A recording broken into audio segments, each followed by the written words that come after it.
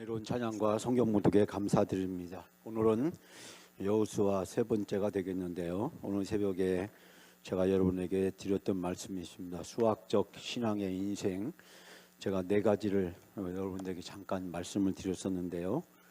우리가 신앙생활을 하면서 마이너스 신앙, 마이너스 삶을 사는 사람이 있다. 그래서 매사에 빼기로 깎아내리는 것.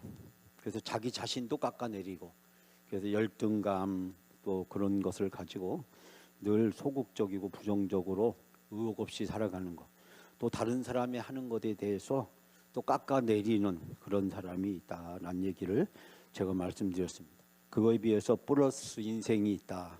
다른 사람을 칭찬하고 격려하고 좋은 점을 바라보고 또 좋은 점을 배우려고 노력하는 것.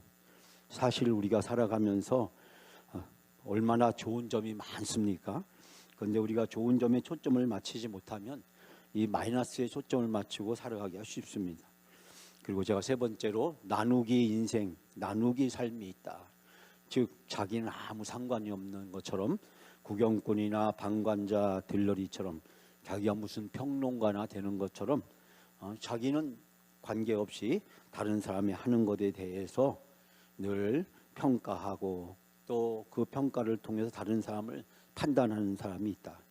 그리고 마지막 제가 네 번째로 드리는 말씀은 뭐냐면 곱하기 인생이 있다. 곱하기 인생. 그 곱하기 인생이 바로 우리 그리스도인들이 가져야 될 신앙과 믿음의 태도라고 생각을 합니다. 기도하고 하나님의 놀라운 능력과 은혜가 나타나기를 간절히 사모하는 사람은 기적의 역사가 나타난다.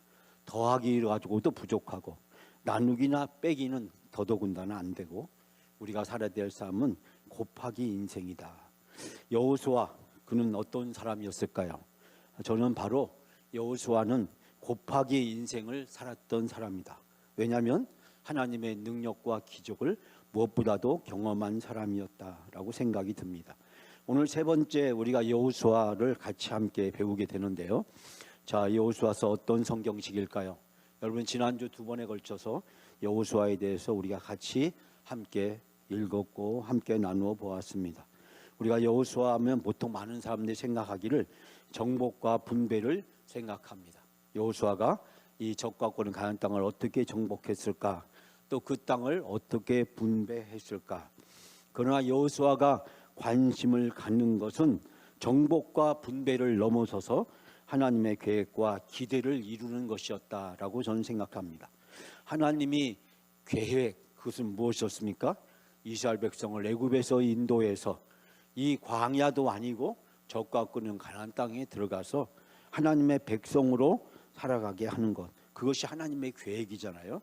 그 하나님의 계획을 이루기 위해서 하나님은 모세도 부르고, 하나님은 아론도 부르고, 훌도 부르고, 또 여호수아도 부르고, 갈렙도 부르고, 또 여러 사람들을 하나님이 부르십니다. 심지어 우리가 아간도 하나님이 부르시고, 심지어 이방인 여자 라합도 하나님이 부르시는 것을 보게 됩니다.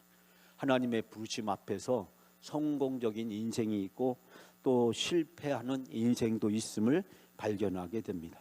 하나님의 계획과 기대를 우리는 어떻게 생각하고 우리의 삶에서 어떻게 이루어가며 살아가고 있을까요? 자, 오늘 마지막 여호수아서 이제 세 번째 시간이 되는데, 우리가 첫 번째로 같이 함께 배웠던 것은 바로 정복이었습니다. 정복, 이 적과 끄는 땅을 어떻게 정복했는가. 제가 여러분에게 말씀드리기를 하나님의 전쟁이었다. 즉, 이 가나안 정복 전쟁은 바로 이 가나안 사람과 이스라엘 사람들 사이의 전쟁이 아니라 바로 하나님과 이 가나안 사람 사이의 전쟁이었다라고 말씀드렸습니다. 여리고성을 중심으로 아이성, 이 중부 지역에 있는 곳이죠. 또 남부 지역, 북부 지역까지 이 전쟁을 하게 되는데, 저는 하나님의 승리의 법칙은 777 전략이다라고 생각합니다. 자, 잠시 후에 말씀을 들어갑니다. 자, 두 번째는 바로 분배였습니다. 지난주에 우리가 같이 함께 나누었죠. 여러분, 적과 끄는 땅을 정복했을 때 어떤 방식으로 그 땅을 분배했을까요? 바로 하나님의 방식으로 분배를 했다라는 것입니다. 그래서 하나님은 제비를 뽑게 해서 땅을 선정하게 하시고 또 인구조사에 따라서 땅의 크기를 정하게 하셨습니다. 즉 공의와 정의의 법칙이 작동되게 하셨습니다. 그러나 우리가 여호수아를 통해서 갈렙을 통해서 발견하게 되는 것은 공정보다 정의보다도 더 중요한 것이 있다는 것입니다. 우리가 언론을 보게 되면 이 언론들은 마치 자기들이 매사에 공정과 정의가 있는 것처럼, 이 대한민국은, 저도 언론학 대학원을 제가 전공을 했습니다만, 이 언론의 문제점이 사실 우리나라 문제의 절반에 해당한다라고 이야기할 정도로 우리 각종 TV 방송이나 신문들이, 특히 그 글을 쓰는 기자들이 우리 한국 사회를 잘못된 방향으로 또 잘못된 관점에서 이 평가하는 경우가 너무나 많습니다. 아까 제가 4가지 인생 중에서 바로 나누기 인생, 이 기자들, 신문들, 이 언론들, 미디어들이 자기들은 늘 정의로운 것처럼 얘기하면서 늘 왔다 갔다 하면서 국민들을 혼란스럽게 하는 경우가 얼마나 많습니까? 알고 보면 자기들 이익을 위해서 그 언론사들이 시장을, 또 부동산을, 사람들의 마음을 흔들고 조작하는 경우가 얼마나 많습니까? 공정과 정의보다 더 중요한 것이 있다라는 것입니다. 그것이 무엇일까요? 바로 갈렙을 통해서 우리는 배우게 됩니다. 바로 섬김이라고 하는 것입니다. 자기 희생과 나눔을 통해서 다른 사람들을 섬겨가는 것, 그것이 공정과 정의보다 훨씬 더 중요하다. 우리는 아무것도 아닌 일에 핏대를 올리고 아무것도 아닌 일에 판단하고 정죄하고 심판하는 그런 경우를 너무 많이 보게 됩니다. 오늘 시장 갔더니 사람이 너무 많아. 왜 이렇게 사람들이 많은지 신경질나고 짜증나. 그렇게 말을 합니다. 근데 그 대화 속에 누구도 포함되어 있습니까? 자기도 있잖아요. 자기도 시장 갔던 사람 중에 한 명이잖아요. 그 많은 사람 중에 한 명이잖아요. 근데 늘 자기는 빼놓고 다른 사람들에 대해서 이야기합니다. 분배, 땅을 어떻게 나누냐, 땅이 중요한 것이 아니라 바로 하나님은 사람이 중요한 것이다 라는 것을 이야기합니다. 그리고 마지막, 오늘 제가 여러분에게 집중적으로 말씀드리려고 하는 것은 바로 언약입니다. 이 여호수아서는 정복과 분배보다도 더 중요한 것이 있다는 사실을 가르쳐주고 있습니다. 그것은 바로 하나님과 이스라엘 백성들 사이에 맺어진 언약이고, 그 언약이 이루어져가는 과정을 소개해주고 있습니다. 모세에서 여호수아, 그래서 모세를 통해서 시내산에서, 또 모압에서, 또 여호수아를 통해서 이 세겜에서 이제 하나님께서 이스라엘 백성과 언약을 맺으십니다. 여러분, 우리가 이 언약에서 꼭 기억해야 될 것이 있다면, 하나님은 약속한 것을 반드시 지키시고 이루어 주신다. 그래서 아브라함, 이삭, 야곱에게 약속하셨잖아요. 적과 끄는 가나안 땅을 주시겠다고. 그래서 하나님은 모세를 통해서 이스라엘 백성을 인도하고 여호수아를 통해서 그 땅을 정복하게 하고, 그리고 그 약속이 성취되고 실현되는 것을 발견하게 됩니다. 자, 제가 이렇게 말씀드리니까 좀 복잡해 보이는데, 그러면서 3가지 중요한 걸 다시 말씀드려요. 첫 번째, 이 정복, 방금 제가 말씀드렸죠. 정복.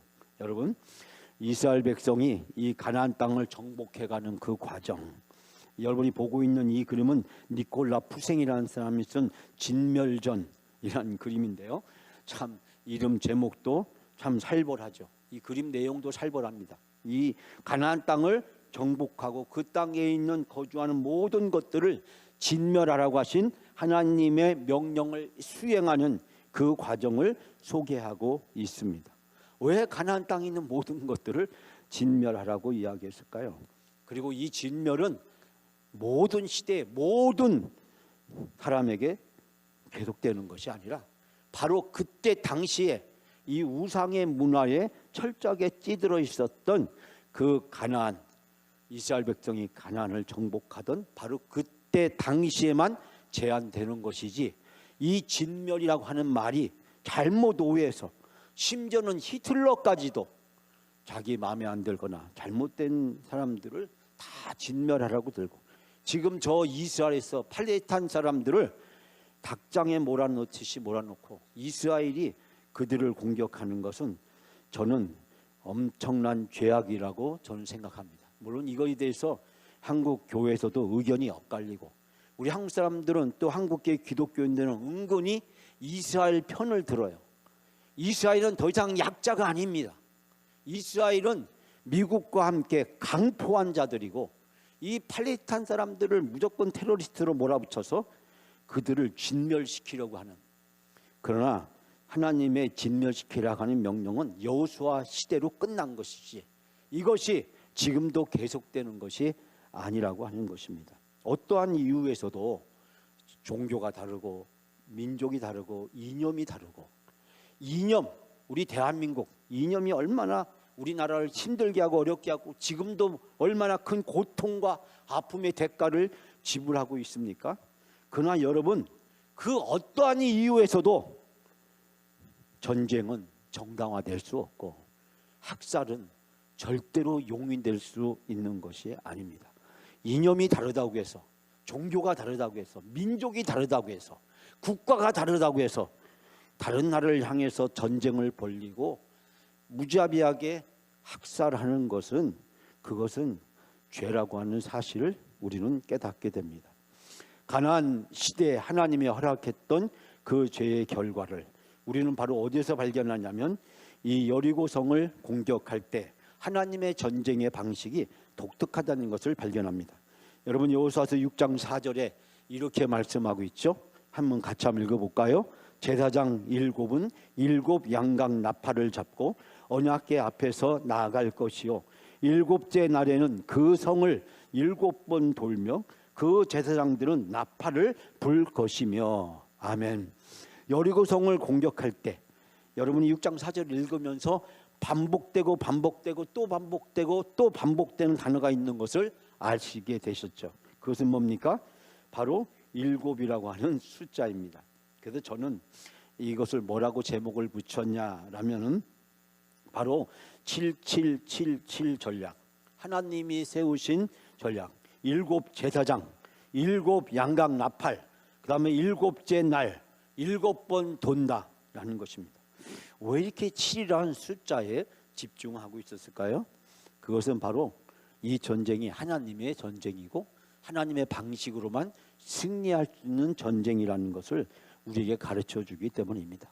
이스라엘 백성이 가나안 땅을 정복하는 것은 이스라엘 백성이 능력으로 하는 것이 아니다라는 것을 배울 수 있게 됩니다. 사랑하는 여러분, 우리가 이 여호수아를 통해서 배울 수 있는 첫 번째 영적 교훈은 바로 전쟁은 하나님의 전쟁이고 이 전쟁은 하나님의 방법으로, 하나님의 능력으로 이루어지고 승리할 수 있다는 것입니다.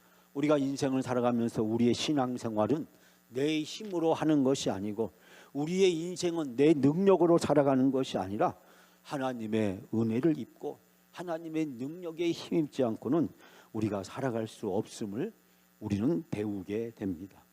여호수아를 통해서 가나안 땅을 정복하게 하시는 그 하나님, 우리가 인생을 살아가면서 겪게 되는 수많은 인생의 여정들 속에서 하나님은 우리와 함께 하십니다.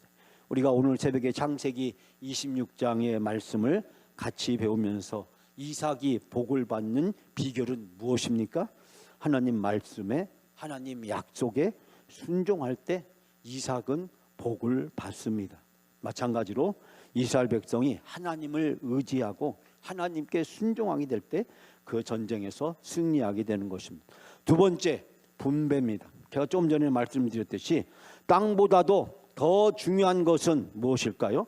그것은 바로 하나님의 백성으로 사는 것이라고 하는 것입니다.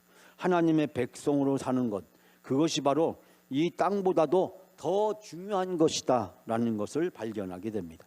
특별히 여러분에게 하나의 이야기를 제가 소개하고 싶은 것은 바로 이 도피성입니다. 도피성, 여러분이 제가 설명하지 않아도 도피성이 더 잘 알고 있습니다. 도피성 왜 필요한 것입니까? 요단 서쪽에 3개의 도피성이 있고 요단 동쪽에 3개의 도피성이 있고, 누구나 다 하루길이면 갈 수 있는 거리에 도피성이 있고, 높은 곳에서 넓은 길로 누구나 다 쉽게 도피성을 찾을 수 있도록 만들어 놓았습니다. 가나안 땅을 정복한 이스라엘 백성들에게 왜 하나님은 이 도피성을 이 서편과 동편에 각각 이 6개를 만들게 하셨을까요? 그것은 바로 땅보다도 더 중요한 것은 하나님의 백성으로 살아가는 것이다 라는 것입니다. 즉 이스라엘 백성이 애굽에서 노예 생활을 했던, 그래서 억울하게 고통을 받았던 그 삶을 다시는 되풀이해서는 안 된다라고 하는 것이 십계명과 율법을 통해서, 그리고 이 가나안 땅 정복을 통해서 하나님이 담고 있음을 우리는 발견하게 됩니다. 즉 하나님이 이 땅을 주신 것은 바로 하나님의 백성으로 살아가라고 주신 것이지, 이 땅에서 가나안 사람들처럼 우상을 섬기고 농사를 잘 짓고 그래서 비옥하고 넉넉하고 풍요롭게 살라고 주신 것이 아니라는 사실을 발견하게 됩니다. 여러분, 우리가 이제 다음 주에 사사기서를 같이 함께 배우게 될 텐데요, 이스라엘 백성이 이 가나안 땅에 일어난 비극의 원인은 무엇입니까? 바로 이 하나님의 백성으로 살아가는 것을 잃어버리고 가나안 사람이 되어서 가나안 사람들처럼 살아가려고 했기 때문에 사사기의 비극이 이스라엘 백성들에게 400년 동안 계속해서 몰려왔던 것을 보게 됩니다. 분배, 땅보다 더 중요한 게 있다. 우리 대한민국 땅보다, 부동산보다 더 중요한 것이 있다라는 것을 우리는 늘 발견할 수 있어야 됩니다. 세 번째, 여호수아가 주는 키워드는 주제 말씀은 뭐냐면 바로 언약이라고 하는 것입니다. 자, 오늘 말씀을 통해서 함께 배우게 되겠지만, 자, 여러분이 보고 있는 이 그림은 무엇입니까? 12명의 이 정탐꾼이 이 가데스 바네아에서 이 가나안 땅을 정탐하고 돌아왔을 때 바로 그 장면을 보여주고 있는 그림입니다. 하나님의 언약은 무엇이었습니까? 적과 거리는 땅이고 그 땅을 이스라엘 백성들에게 주시겠다는 약속이고, 이스라엘 백성이 믿음으로 받아들이면 하나님은 그 약속을 이루겠다는 뜻입니다.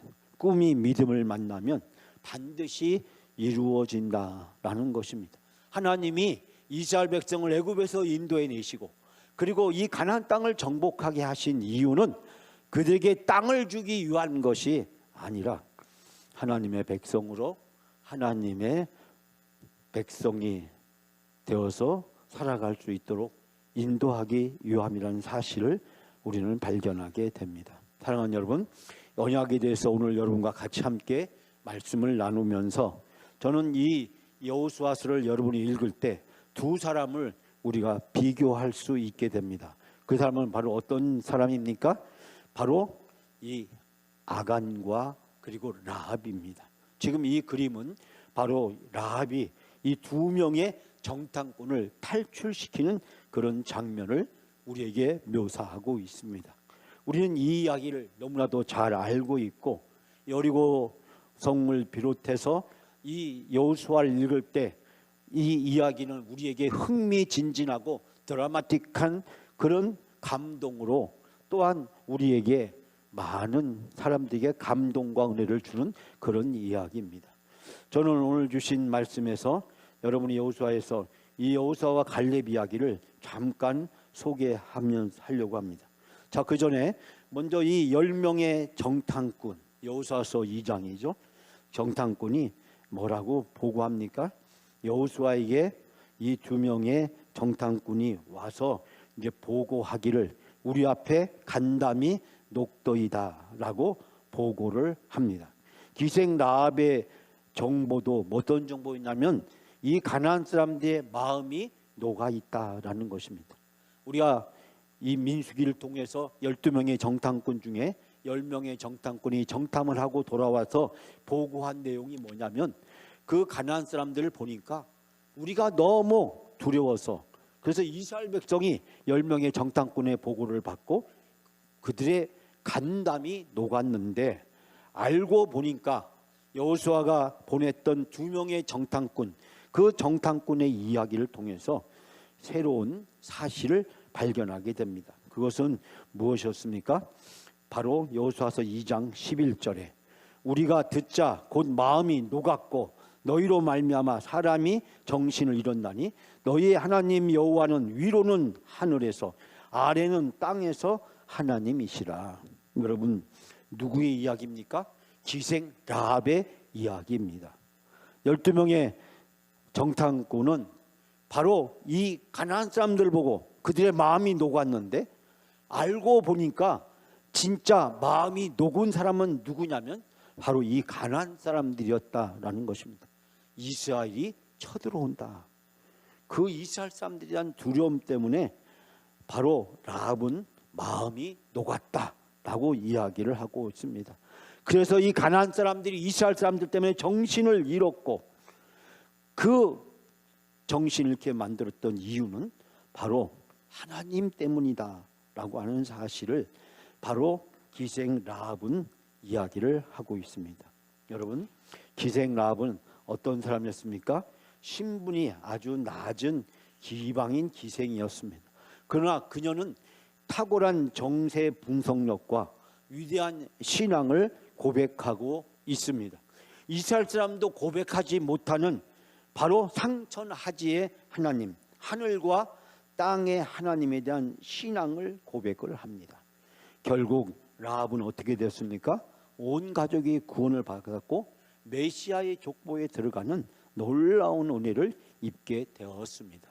기생 라합, 우리가 바로 이 여호수아에서 만나는 이방인 여인입니다. 그녀는 이스라엘보다도 더 훌륭한 믿음과 신앙을 가지고 있음을 발견하게 됩니다. 자, 그에 비해서 우리가 잘 알고 있는 이 아간이라는 사람은 어떤 사람이었을까요? 그는 이스라엘 중에서 유다 지파의 사람이었습니다. 당시 12개 지파 중에서 이 가나안 정복 전쟁 시에 유다 지파는 다른 지파보다도 더 유명한 지파였고 힘과 영향력을 가지고 있는 지파였습니다. 그 유다 지파 중에서 가장 미래가 촉망되는 젊은 사람이 바로 이 아간이었습니다. 근데 이 아간, 그는 보암직하고 탐욕으로 십계명을 범했고 결국 온 가족과 함께 아골골짜기에서 비참한 처형을 당하게 되는 것을 보게 됩니다. 하찮은 이방인 여인은 이스라엘을 위해서, 그리고 하나님에 대한 위대한 신앙 고백으로 메시아의 족보에 올라가는 위대한 삶으로 쓰임을 받게 되고, 명문 유다 지파 그 아간은 그가 범죄를 하게 되고 자기 자신뿐만 아니라 온 가족이 함께 몰살당하는 비극적 최후를 우리에게 소개해주고 있습니다. 여러분, 바로 라합과 이 아간, 여호수아서는 우리에게 끊임없이 묻고 있습니다. 당신은 라합입니까? 당신은 아간입니까? 당신은 지금 라합의 길을 가고 있습니까? 아니면 아간의 길을 가고 있습니까? 여러분, 라합과 아간의 차이는 어디에 있을까요? 라합은 하나님을 알고 하나님을 섬겼지만 아간은 자기의 욕망을 섬겼기 때문에 그는 자기와 자기 가족이 비극적 결과를 깨닫게 되었습니다. 라합, 그는 누굽니까? 기생입니다. 인간의 욕망에 가장 충실하게 보이는 탐욕스러운 여인입니다. 그리고 타락한 여인이고 그는 죄인입니다. 그러나 하나님에 대한 믿음으로 이 죄를 이겨내고 여리고성의 모든 사람이 다 죽게 되는 상황에서 유일하게 살아남은 사람이 라합과 그의 가족이었다는 사실입니다. 라합의 가족은 살아남지만 아간과 그의 가족은 다 죽었다는 이야기. 우리가 여호수아서를 읽으면서 우리가 끊임없이 라합과 이 아간이 우리 마음속에 와서 우리를 도전하게 만듭니다.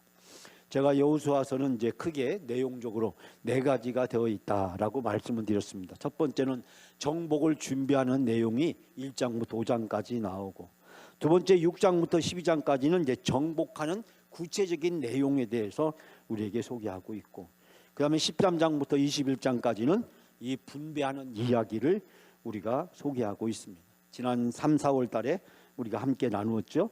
자, 그리고 마지막에 오늘 우리가 읽었던 22장부터 24장까지 말씀은 바로 이 신앙의 고백, 언약의 재갱신한 내용을 우리에게 소개해주고 있습니다. 특별히 오늘 읽었던 24장의 말씀, 바로 가나안 땅에서 우리가 어떠한 믿음과 신앙을 가지고 살아야 되는지, 여호수아의 마지막 유언이자 마지막 권면을 소개하고 있습니다. 여러분, 신명기 마지막 장에 보게 되면 모세가 모압 평지에서 이스라엘 백성들에게 마지막 유언을 하고 권면을 합니다. 이제 세겜에서 마지막으로 여호수아가 이스라엘 백성들을 모아놓고 마지막 권면을 하고 있는 것을 보게 됩니다. 사실 모압에서 했던 이 모세의 권면과 그리고 이 세겜에서 하고 있었던 여호수아의 권면이 큰 차이가 없다는 사실을 발견하게 됩니다. 이 두 가지의 차이는 바로 무엇이었을까요? 우리가 오늘 함께 배우려고 합니다. 이 구약 성경에 보게 되면 7가지 언약이 쭉 소개되고 있습니다. 제가 이 시간에 이걸 다 설명하려고 하는 것은 아니고, 첫 번째는 이제 창조의 언약, 하나님이 아담과 하와를 통해서 천지를 창조하신 언약이 나오고, 두 번째는 노아의 언약, 우리가 다 아는 내용이죠. 하나님이 홍수로 심판하실 때, 그러나 하나님이 모든 생물을 다시 구원하시겠다라는 언약이고, 세 번째가 아브라함의 언약, 이 아브라함을 갈대아 우르 지방에 부르시면서 하늘의 별처럼 바다의 모래처럼 내 자손을 많게 해주시겠다. 시내산 언약, 하나님이 모세를 통해서 이 애굽에서 나온 이스라엘 백성들에게 시내산에서 언약을 맺죠. 그 언약은 내용은 나는 너희의 하나님이 되고 너희는 내 백성이 되고, 그래서 이스라엘 백성들은 거룩한 나라가 되고 거룩한 백성이 된다. 시내산 언약을 통해서 바로의 노예에서 하나님의 백성으로 신분의 변화가 일어나게 되는 것입니다. 우리는 예수 그리스도의 십자가의 죽으심과 부활의 그 언약을 통해서 죄인에서 하나님의 자녀가 되는 그런 영광과 기쁨을 누렸듯이, 이스라엘 백성들은 이 모세의 시내산 언약을 통해서 하나님의 백성이 되는 이야기를 소개하고 있습니다. 그리고 모세는, 여호수아는 이제 세겜에서 이스라엘 백성과 언약을 맺는데, 그 언약은 바로 시내산에서 맺었던 언약, 하나님을 섬겨서 하나님의 백성으로 살겠다라는 이야기가 소개되고 있고, 또 열왕기 상하, 역대기 상하에 가서 보면 다윗의 언약을 소개하는데, 하나님은 다윗을 통해서 영원히 이스라엘 백성들을 버리지 않고 이스라엘 백성을 구원하시겠다라는 내용을 소개하고 있고, 마지막 7번째 새 언약 에레미야서에 비록 예루살렘 성과 성전이 파괴되고 이스라엘 백성이 바벨론 포로로 붙잡혀가게 됐지만, 그러나 하나님은 이스라엘 백성들을 버리지 아니하시고 그들의 하나님이 되고 그들은 내 백성이 될 것임을, 그리고 예수 그리스도 메시아를 통해서 이제 이 언약을, 즉 하나님의 백성으로 살아가는 이 언약을 이루시겠다라는 내용을 이야기하고 있습니다. 자, 이 중에서요 제가 딱 2가지 얘기를 딱 2분 동안 하려고 합니다. 첫 번째는 시내산 언약입니다. 시내산 언약, 제가 방금 전에 말씀드렸듯이 하나님과 모세가 시내산에서 언약을 맺죠. 그 언약의 목표는 하나님의 백성이 되는 것이다 라고 말씀을 드렸고, 이제 노예에서 하나님의 백성이라고 하는 새로운 신분을 얻을 수 있게 되었다. 십계명과 율법의 말씀은 바로 하나님의 백성으로 살아가는 구체적인 방법을 가르쳐주고 있음을 알 수 있게 됩니다. 자, 이 시내산 언약 다음에 맺어진 언약이 바로 여호수아를 통해서 맺어진 세겜의 언약입니다. 이 세겜의 언약, 여호와를 우리가 섬기고 그의 목소리를 우리가 청종하리니, 이제 마지막 세상을 떠날 날이 가까웠던 여호수아가 온 이스라엘 백성들을 모아놓고 언약을 맺게 됩니다. 그런데 여러분, 이 세겜의 언약을 맺게 되는 곳이 어디냐면 바로 이 그리심산과 에발산, 그 사이의 계곡이 바로 이 세검이라고 하는 이 지역이 되겠습니다. 그러니까 이제 모세는 여호수아는 바로 이 세검에서 두 차례에 걸쳐서 이스라엘 백성과 언약을 다시 맺게 되는데, 그 언약의 내용은 모세와 맺었던 그 언약을 다시 재확인하는 것입니다. 제가 여러분에게 설명을 드리는 것이 약간 이게 성경 공부 형태를 지금 띠고 있기 때문에 여러분에게 조금 좀 어려울 수도 있는 그런 내용이지만, 사실 우리가 수없이 많이 들어왔던 내용이기도 합니다. 여러분, 이 시내산 언약과 그리고 이 모압 언약을 통해서 모세는 이스라엘 백성들에게 우리가 가나안 땅에 들어가면 이제 하나님의 백성으로 살아야 됩니다. 그 언약의 중요한 내용이 뭐냐면 바로 가나안 땅에 들어가면 하나님의 백성으로 살아야 됩니다라는 내용의 이야기입니다.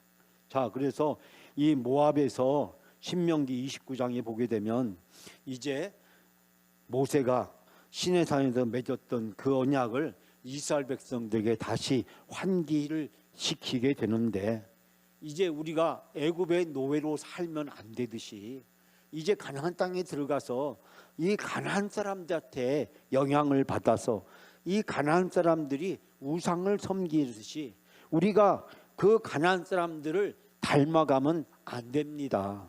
그것이 신명기의 말씀입니다.